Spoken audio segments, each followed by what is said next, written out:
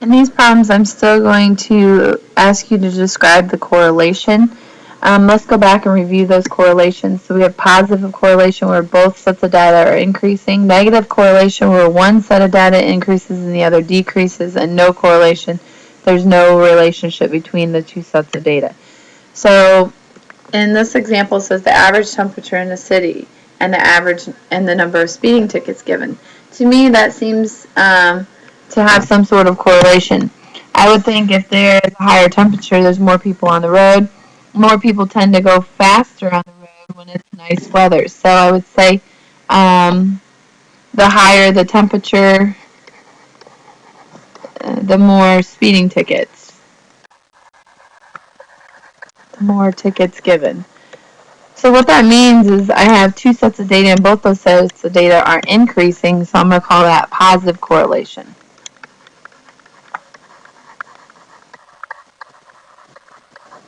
The next one says the number of people in an audience and the ticket sales.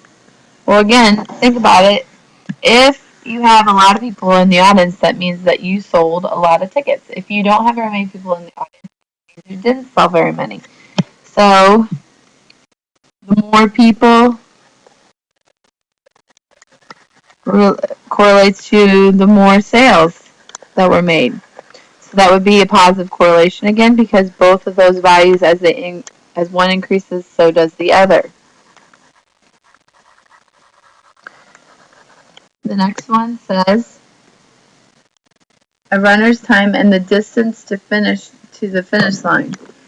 A runner's time and the distance to the finish line. And when I'm thinking about that, I'm thinking, well, a runner, depending on how fast it is, how fast they're going, would be dependent upon maybe their race, how they position themselves in a race, what place they receive, but it has nothing really to do with the distance to the finish line.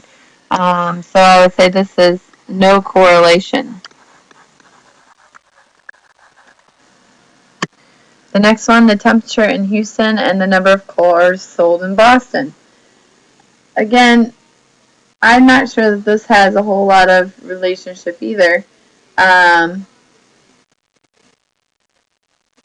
Houston, the temperature in Houston has nothing to do with how many cars they're going to sell in Boston. Those have no relationship to each other, so I would say this has no correlation. And the last one of these says the number of times you sharpen your pencil and the length of your pencil. Well, as I sharpen my pencil gets shorter. So I would say as my sharpenings increase, so the more times I sharpen, more sharpenings, the smaller the pencil.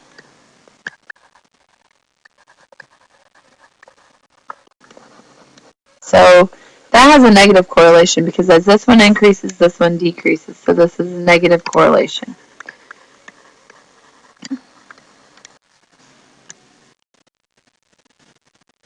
In these next examples, I'm asking you to choose the scatter plot that best represents the relationship between the age of your car and the amount of money spent each year on repairs, and do some sort of explanation with that.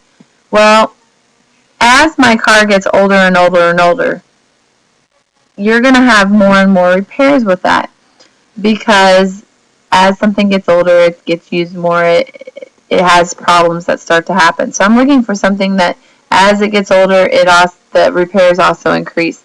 That would be B. This one is no, because as it gets older, the repair costs are going down. This one doesn't even, it talks about negative years, so that's not going to be it. This one has to be it. The explanation is because as the car gets older, so does the cost of the repairs are going to go up as well.